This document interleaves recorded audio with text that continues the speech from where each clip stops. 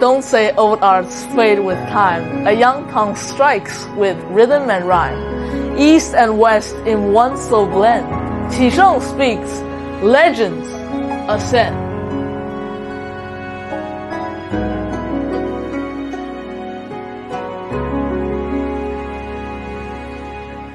Hi everyone, welcome to Mike's channel. Last episode, we ended with Lu Zhishen being sent away to Kaifeng, which is the capital of the Song Dynasty back then.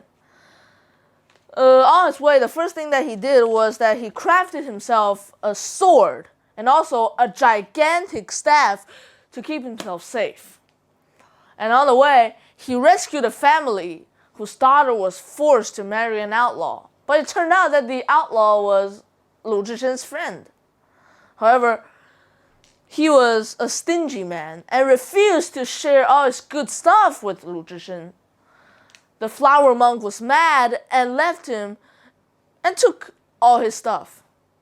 This might seem like a weird action, right?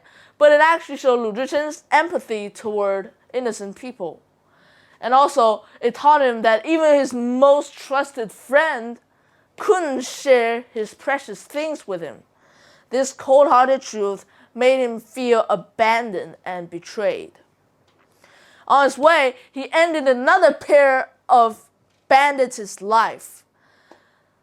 They burned down a temple and left the old monks there in misery. Lu Zhishen was mad. He couldn't stand a bully like this to weak people.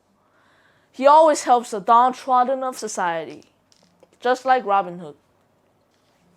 After he arrived at Kaifeng, the elder at the temple there asked him to regulate the vegetable yard. However, there were some hooligans who usually steal from the vegetable yard, steal vegetables from it. And when they heard that there was a new monk, they started discussing, maybe we should threaten him, make him afraid of us, and then we're just gonna keep on doing our stuff. Yeah, that's right.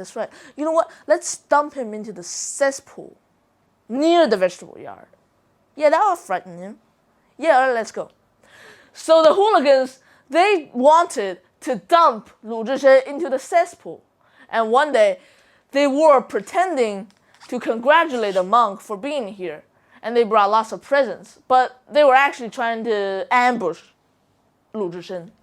They came up to him and did this to say hello to him, but quickly grabbed his legs and tried to dump him into the cesspool.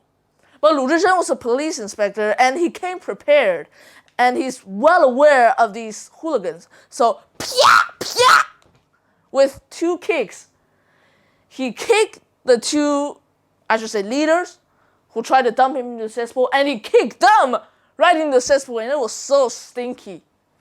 From then on, the hooligans, they're afraid of him. And they became close friends as the hooligans invited him to meal often. Lu Zhishen returns the favor, and once they were drinking under a gigantic willow tree. The crow was shitting in their drinks. They were so mad that they wanted to climb up the tree and get the nest. Nah, said Lu Zhishen. I'll do the job myself. He was drunk, and he took off his clothes, and then he placed his right hand near the roots and left hand on top, and with a twist of the waist, the gigantic willow tree was tugged off the ground like it was nothing. The hooligans were shocked, and from then on, they assumed that this flower monk right here is a real god. His experience with the hooligans taught him how to communicate with others, and also his justice behaviors influenced the hooligans, and they stopped stealing and killing anymore. They stopped killing and stealing, and they started to do good things to be justice, just like him. Lu Zhishen used his own actions to influence the people around him and make the hooligans more honest, and full of compassion. Later, when Lu Zhishen was in danger, it was the hooligans who informed him first that gave him the chance to escape. There's kindness in every human's heart, and we must believe in and recognize that kindness.